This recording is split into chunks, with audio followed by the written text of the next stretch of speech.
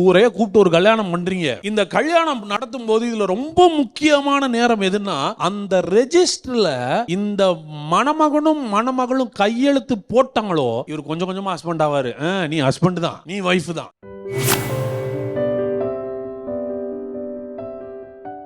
எபேசியர் 2ஆம் அதிகாரம் 7ஆம் வசனத்தை வாசிங்க. 6ஆம் வசனத்திலிருந்தே வாசிக்கலாம். கிறிஸ்து இயேசுவுக்குள் நம்மை அவரோடே கூட என்ன பண்ணிட்டாரா? எழுப்பி. I am resurrected with Christ. I am risen with Christ. கிறிஸ்துவோடு கூட நம்மை அவரோடே கூட எழுப்பி எங்க உட்கார வச்சிருக்கிறார்? உன்னதங்களில் அவரோடே கூட என்ன பண்ணி வச்சிட்டாரா? உட்கார வைப்பாரா? உட்கார செய்தாரா? அப்படின்னா நடந்து முடிந்தது தானே. இப்ப கிறிஸ்து யாரு கூட உட்கார்ந்துருக்கிறாரு? பிதாவோட. நம்ம யாரு கூட உட்கார்ந்துருக்கோம்? அப்ப 3 சீட்டர்ல உட்கார்ந்துருக்கிறோம். பிதா, குமாரன், அவரோட நானு. இதை உட்கார வச்சிருக்கிறாருன்னு பவுல் சொல்றாரு. ஆனா என் மைண்டு, நான் ஒரு பாவி, நான் பரிதாபமானவன், எனக்கு முடியாது, என்னால செய்ய முடியாது. ஆனா கர்த்தர் எங்க வச்சு பார்க்கிறாருன்னா, அவரோட கூட வச்சு பார்க்கிறாராம். அவரோட கூட உட்காரவும் செய்தார் என்று வேதம் சொல்லுகிறது. கிருபையினாலே விசுவாசத்தை கொண்டு ரட்சிக்கப்பட்டீர்கள், இது உங்களால் உண்டானதல்ல, இது யாருடைய ஈவு? சிலுவை, மரணம், அடக்கம், உயிர்த்தெழுதல், பரமேறுதல், இதை எதை படிச்சாலும் அதுல நீங்க தெரியணும். அவரோடு கூட நான் மரித்தேன், அவரோடு கூட அடக்கம் பண்ணப்பட்டேன், அவரோடு கூட உயிர்த்தெழுந்தேன், அவரோடு கூட உன்னதத்திற்கு எடுத்துக்கொள்ளப்பட்டேன், உன்னதத்தில் அவரோடு கூட உட்கார்ந்து இருக்கிறேன்.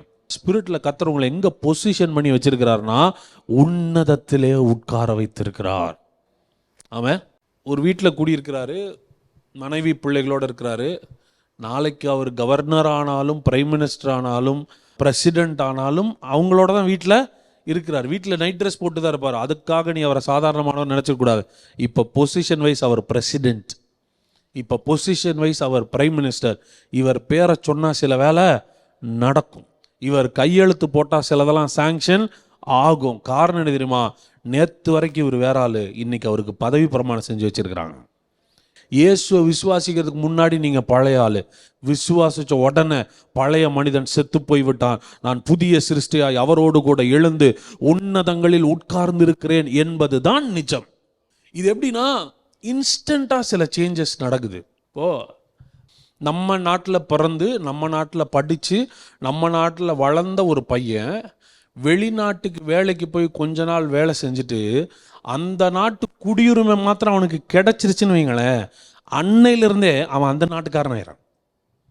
சரிங்களா? இன்னைக்கு உனக்கு ரெசிடென்ஸ் கிடைச்சிருச்சுன்னா உனக்கு இந்தியாவில் சலுகை இருக்குது இல்லையோ, நீ இருக்கிற நாட்டில் உனக்கு சலுகை இருக்குது. நீ பிறந்தது வேற ஊராக இருக்கலாம், ஆனால் இங்கே குடியுரிமை கிடைத்ததினாலேயே இந்த நாட்டு ஜனங்களுக்கு என்னெல்லாம் கிடைக்குமோ அதெல்லாம் உனக்கு என்ன ஆகும்? கிடைக்கும். இயேசுவை ஏற்றுக்கொண்டதினாலேயே புதிய சிருஷ்டி ஆகிறீர்கள். இதை கிராஜுவலாலாம் செய்ய முடியாது, இது இன்ஸ்டன்ட் சேஞ்ச் தான். இப்போது நம்ம ஊரில் உதாரணம் சொல்லணும் அப்படின்னா, திருமணத்தை உதாரணம் எடுத்துக்குவோம்.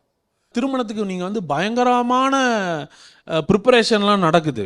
ஊரே கூப்பிட்டு ஒரு கல்யாணம் பண்ணுறீங்க. இந்த கல்யாணம் நடத்தும் போது இதில் ரொம்ப முக்கியமான நேரம் எதுன்னா, ரெஜிஸ்டரில் கையெழுத்து போடுற நேரம். தாலி கட்டுறதோ ரெஜிஸ்டர் பண்ணுறதோ, அந்த ரெஜிஸ்டரில் இந்த மணமகனும் மணமகளும் கையெழுத்து போட்டாங்களோ, அந்த செகண்ட்லேருந்தே அவர் ஹஸ்பண்ட் ஆயிடுறாரு.